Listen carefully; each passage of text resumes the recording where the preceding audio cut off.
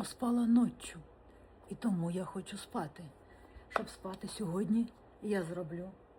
Він кашляв, цілу ніч кашляв чоловік, і я йому зараз зроблю. Дивимось.